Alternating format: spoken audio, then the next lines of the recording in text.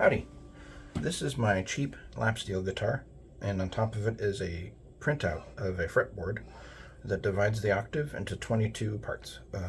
Normally, of course, you'd have 12, so these fret markers are a lot closer together, and the markers are right about where you'd expect them to be on a normal guitar neck, but to get to them you have more steps. 22 notes per octave has some really interesting qualities to it. I think it's worth experimenting with, and so I just thought I'd record a video about the few things that I've figured out so far, because when I first got into alternate tunings, it was really an abstract idea. I liked the sounds that I heard from some of the artists that were brave enough to figure out how to do it, but I couldn't put my fingers on the notes. This is, I think, the most affordable and tactile way to get into alternate tunings. And one thing that I have learned about lap steel guitar, or steel guitars in general, is that those folks really love to play with tunings too. So I feel like it's kind of a nice marriage between the two. So this guitar just has 6 strings, and these strings are tuned to some unusual intervals, but they might not sound as weird as you would expect. Let me just play a little bit. There's the root, it's an A, and above that I have a very nice third, and then a fifth, and then a harmonic 7th, then I have the 9th, and then the 11th. Together they sound like this. I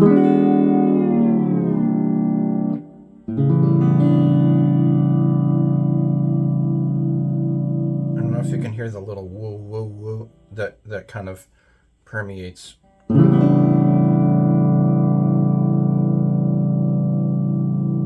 But that's a product of just the tuning and system in general, the 22 notes per octave. Partially because the 5th is a little less in tune than what you'd be used to in normal 12-tone music. It's a compromise that gives us a lot more intervals to play with, a lot more melodic, what's the word, subtlety, which lap steel and a lot of guitarists and other musicians do anyway. They don't always go a whole half step away from a note.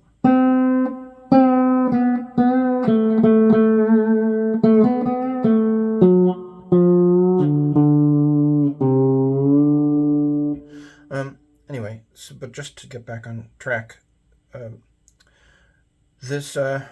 fretboard is marked in such a way that you might notice that there are 5 steps between the 0 fret and this fret. This is the 5th fret, but that's just a little larger than a whole tone.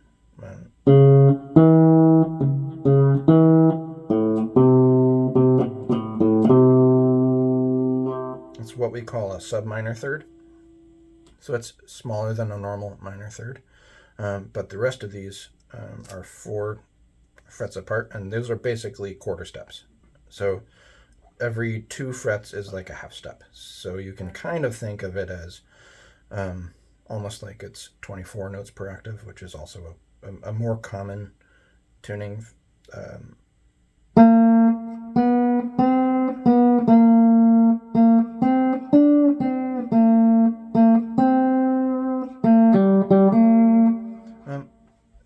So I find that it's really less confusing than I expected it to be, because just having a few more landmarks with these lines and actually the fret numbers helps a lot. Let's see, what else do I want to talk about? I wanted to talk about why I chose this tuning.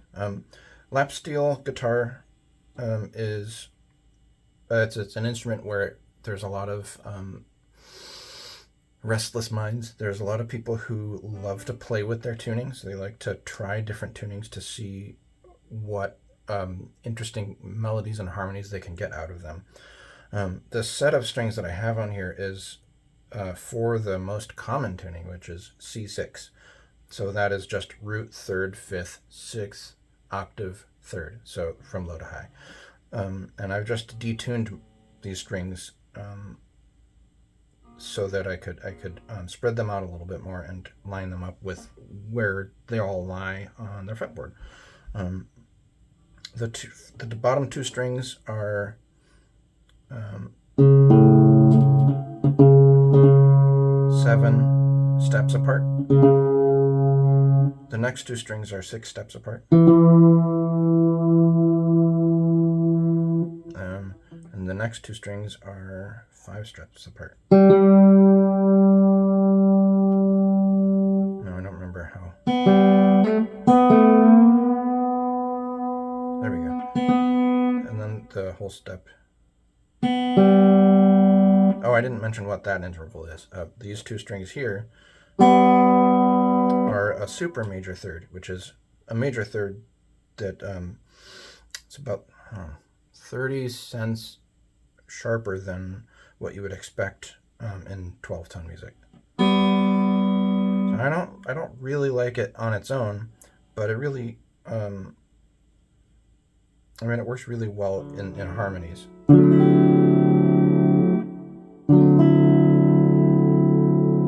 See, the super major third is there, but when you give it the context of the lower notes, it kind of fades away into the totality of the chord. That note kind of sticks out, but if you bend it by pulling on your finger here,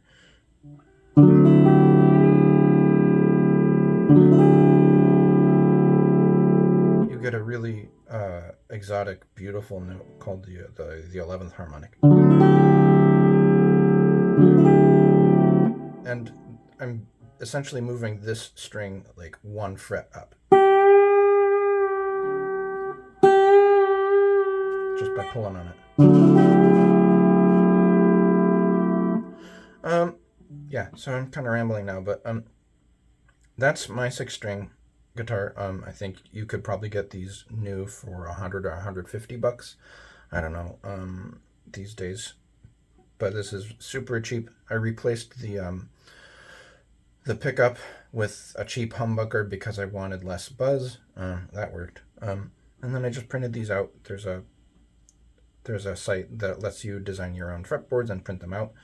It took me a little while to figure out how to get my printer to print without like shrinking the whole thing down. But I finally figured it out, and now it's on here. All right, now I'm going to switch to my other guitar.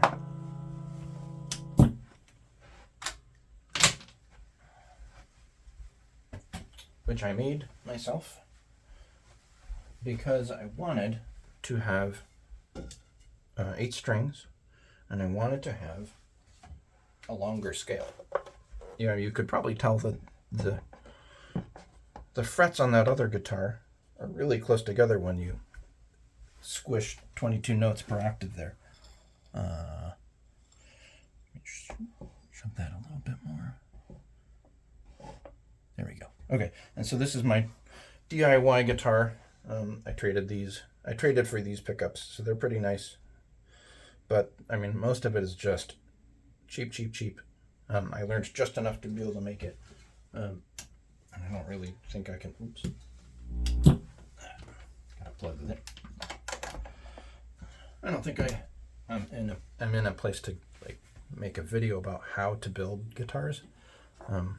There's so much of that online, though. You can find that anywhere. This is my 8-string guitar.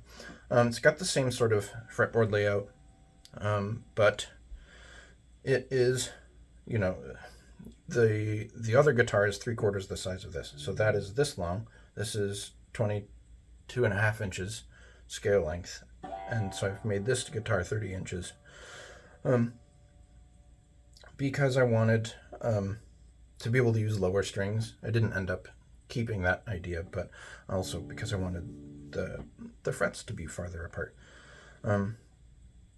So this one is tuned really similarly. It's got a couple extra notes. This note, It's also tuned down about a whole step, but here's the fifth, here's the root, the down major third, fifth, harmonic seventh, the root, that note isn't on the other guitar's tuning. And the other two are there. So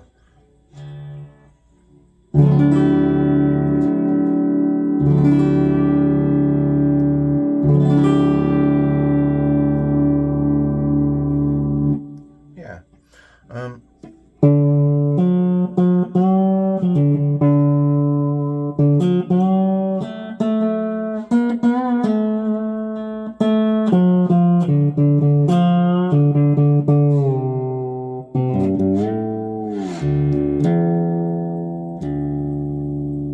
What have we got? So, yeah,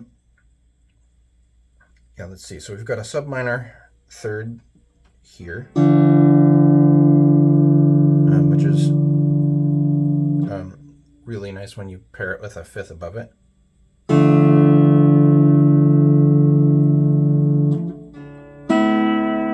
And then when you pair those notes with these two notes right below them,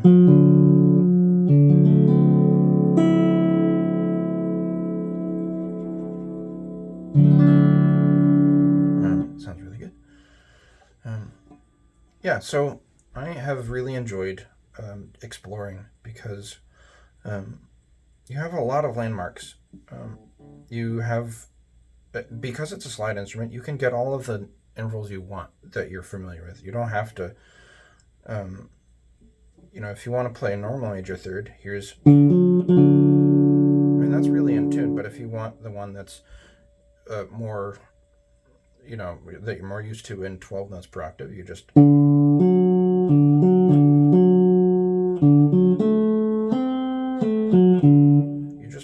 go there. There's no frets holding you back.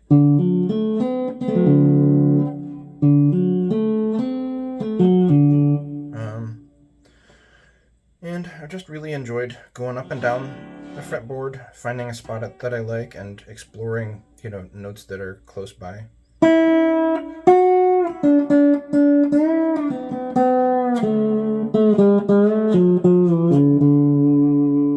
And the truth is that musicians all over the place, they don't always go a whole half step away from something. They don't always go right to the, intended destination when they move between notes. And so melodically, it gives you guides if you want to just sweeten a note a little bit, like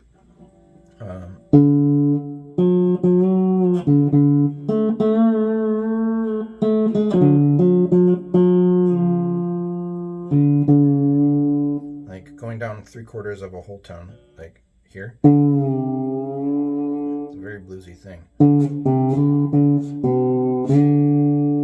And I feel like it's a lot more common to get in those cracks than you might think. So I just like having the lines that show me kind of where those cracks might be.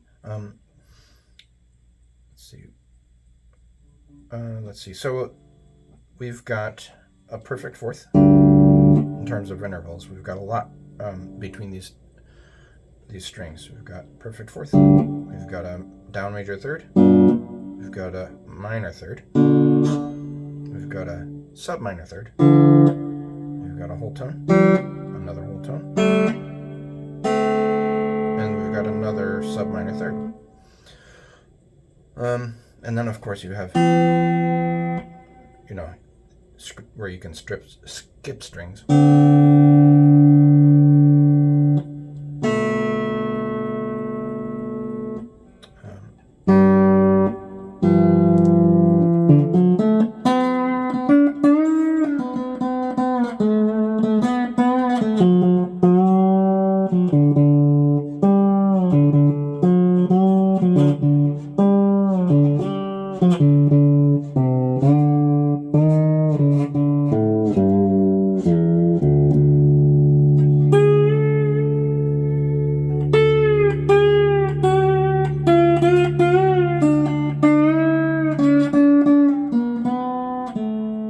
I love getting lost and trying to find my way back. because that's a really human thing to do, and I feel like that even that kind of thing is musical if you keep your cool and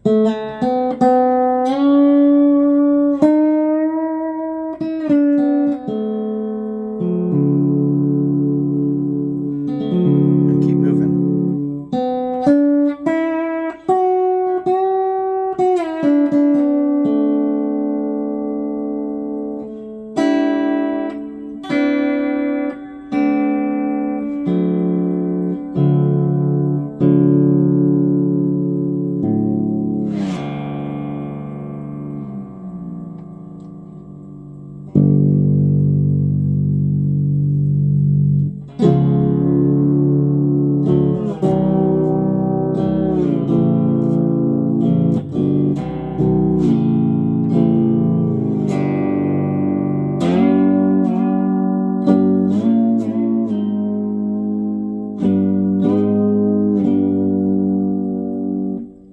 Yeah, you could even go away from these, 22 note fret marks if you want. You can go right in between this whole note. You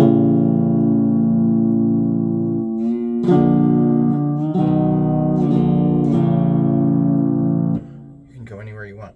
I just love the freedom of the lap steel.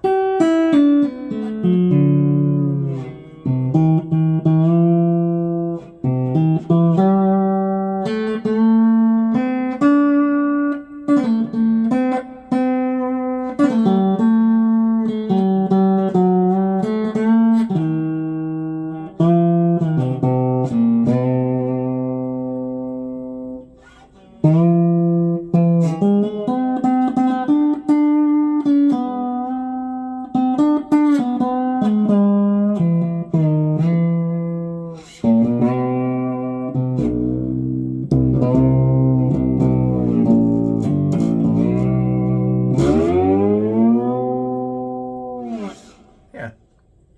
So thanks for listening to me ramble on.